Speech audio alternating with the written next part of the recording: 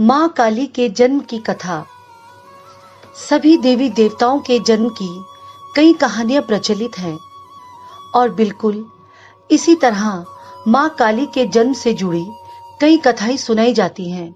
उन सभी कथाओं में से एक कहानी है जो सबसे ज्यादा प्रचलित है।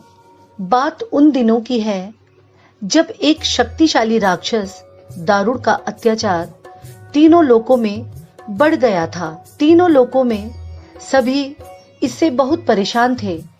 सारे देवता दारुण के हाथों मात खा चुके थे। दारुण को वरदान मिला था कि उसकी मृत्यु एक स्त्री के हाथों ही हो सकती है। इस कारण सभी देवता हाथ जोड़कर ब्रह्मा जी के पास पहुंचे कि वे इसका कोई समाधान निकाले।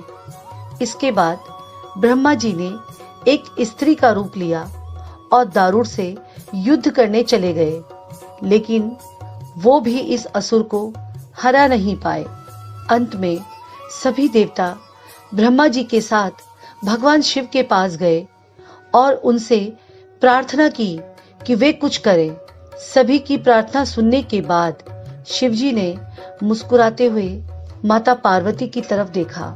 उनका इशारा समझते हुए माता पार्वती ने अपनी शक्ति का एक अंश निकाला। वह एक चमकता हुआ तेज था जो देखते ही देखते भगवान शिव के नीलकंठ से होते हुए उनके शरीर में प्रवेश कर गया। इसके बाद भगवान शिव ने अपनी तीसरी आंख खोली और तीनों लोग थर थर कांपने लगे। भगवान शिव की तीसरी आंख खुलने के बाद वह शक्ति उनकी उस आंख से बाहर निकली, जिसे देखकर वहां खड़े सारे देवता घबरा गए।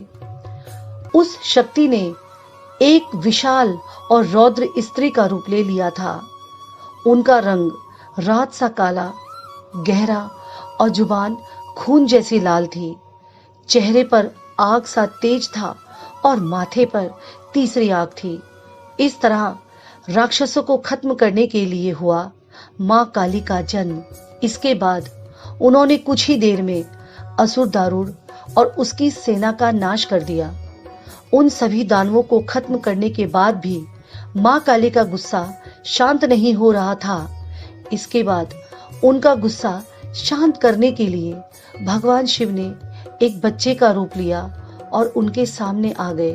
भगवान शिव को देखते ही मां काली का गुस्सा शांत हो गया और उन्होंने उस बच्चे को अपनी गोद में उठा लिया।